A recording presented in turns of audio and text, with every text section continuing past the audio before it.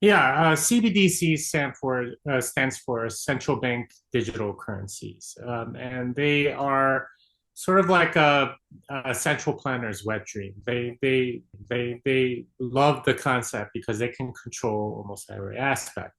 And they're the more authoritarian the country, the more enthusiastic they are about CBDC. So, for example, China is very strongly into CBDCs, and for good reason. It's very efficient from their perspective. If you think about it, they're already sort of a massive surveillance state, and they want to Hmm. keep tabs on what their citizens are doing. They want to be able to sort of like shut down a riot that happens in one area or something like that almost instantly. And you saw a lot of this authoritarian control during COVID.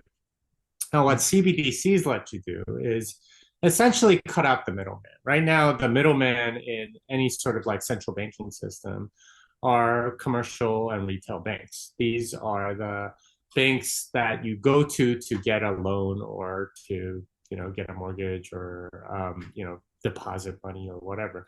And most governments, what they do is they deputize these banks to have them report back to them on the activities of each person. So there are all these things called AML KYC laws, anti-money laundering, and know your customer. Hmm. And the idea is that the bank is regulated and they have to report certain things to the government. So in the United States, for example, any transaction above $5,000 that you conduct through a bank, they report to the government, whether it's the IRS or other agencies. There's probably multiple ones. But this is kind of inefficient, right? Because there's this bank sitting in the middle, and you have to make sure that they're in compliance, and you have to collect data from them. It's in all kinds of different formats and whatever. What you could do with a CBDC is have a direct relationship with every single citizen. So this is the plan that China is planning, which is instead of having a checking account at Wells Fargo or Yeah, ABN whatever. AMRO or whatever bank, Hmm. you have an account instead at the central bank, and that's your account. And now they know everything about you, including everything that you buy, everything that you use money for, which is pretty much everything. Yeah. Um, Instead of having to use banks to get all of that data, which they're getting anyway, but this will make it so much more efficient.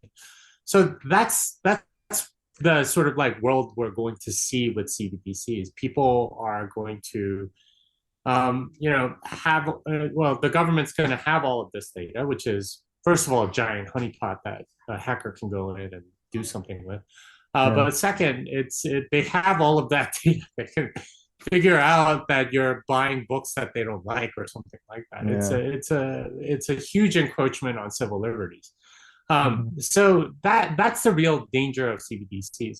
Now, Bitcoin doesn't have a central controller. It's decentralized, and if you're careful enough, any transaction that you do is more or less untraceable.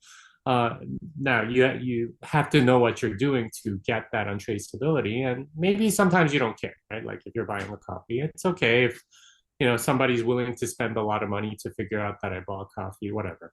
But there's this ability to stay off of the radar of central banks and so on, which is what makes it so valuable, and which is why so many services like VPNs, take Bitcoin. It lets them like not have to know anything about you. And this is something that I'm seeing a lot more of as I travel, is that a lot of countries are sort of not just using banks now, they use telephone providers or cell phone providers to learn a lot more about you. If you want like a SIM card in certain countries, you have to go to an authorized place and you have to show them your passport, and Hmm. they know exactly who you are. And uh, you know this is sort of like the Orwellian nightmare that we're coming to, which is that they can surveil things at multiple different levels. Bitcoin is our one weapon against all of that.